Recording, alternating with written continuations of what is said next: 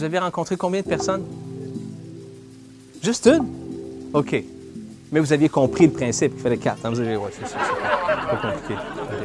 Vous avez une information complète sur la personne à qui vous avez parlé? Non, même pas. OK, le souper au moins. Le souper, c'est facile.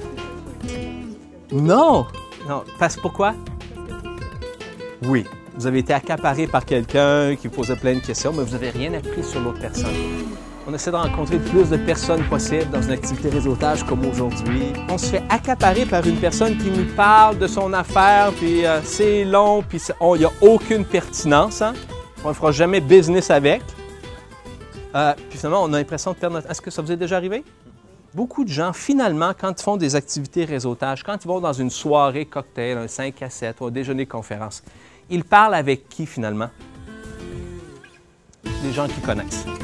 Plutôt que de faire de cette activité, cet événement, quelque chose d'intéressant, de profitable à différents niveaux, soyez pas moumoune. Sautez dans le réseautage. Dites-vous que le track, la difficulté va durer 10 à 15 minutes. Libérez-vous du fear factor. C'est quoi le fear factor?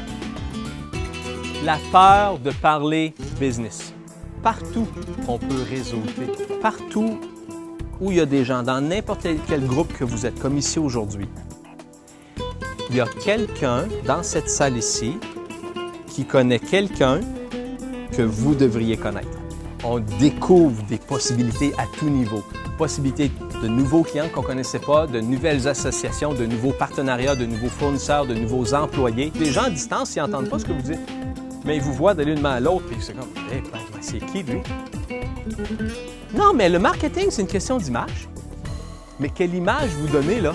Le sourire n'est pas donné à tout le monde. Je savais, mais c'était son air naturel. Tu peux avoir l'air bête comme tu veux. Tant que tu as ta cocarde, c'est correct. Hein? La connaissance génère la confiance. Il faut lui faire dire oui sur ce qu'il a dit. Si j'ai bien compris, vous me dites ça. C'est ça? Oui. La personne qui dit oui là, c'est la personne qui va dire oui au suivant. Et c'est tout ce qu'on a besoin d'avoir. On n'est pas là pour vendre notre entreprise, on est là pour vendre la prochaine étape du cycle de vente. 2 produits identiques, 2 Pepsi, OK? Dans 2 verres différents. Lequel vous allez choisir? C'est une évidence. 1, 2, 3, go! Qu'est-ce qui s'est passé? Soyez simple. Votre interlocuteur, quand vous l'abordez, veut savoir de vous 3 choses. 1, qui vous êtes. Deuxièmement, quoi? Qu'est-ce que vous faites? Troisièmement, qui est peut-être la plus importante, la plus gênante, mais quand c'est bien fait, c'est le fun. Pourquoi? Pourquoi devrait-il vous considérer? Si vous voyez une relation directe entre votre produit que vous pouvez fournir et le besoin de la personne, il achète un produit similaire au vôtre, mais il achète du compétiteur. Dans une conversation en réseautage d'affaires, ça se fait. Demandez, bien, nous, on produit ça. À quelles conditions pourrait-on arriver à peut-être vous faire une proposition? Ce serait quoi la prochaine étape si je veux y arriver? Puis ils vont vous le dire. Et ça vous donne des éléments sur lesquels travailler. Un bon réseauteur, il est curieux. Qu'est-ce que vous pouvez apporter aux personnes? Ce n'est pas ce que lui peut vous rapporter, c'est ce que vous pouvez faire pour lui.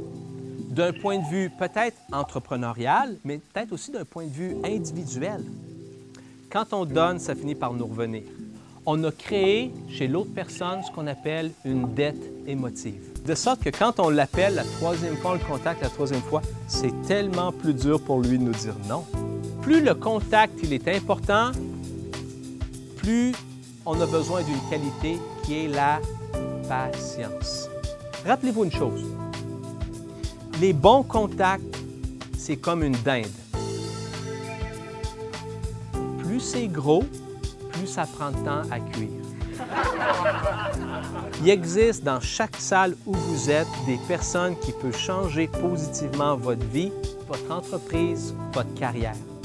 C'est à vous d'utiliser certaines méthodes qu'on a vues aujourd'hui pour améliorer le nombre de contacts que vous avez, mais en améliorer surtout, la quantité, mais principalement la qualité. Et au bout du compte, ce que ça produit, des changements positifs dans votre vie, et professionnelle et personnelle.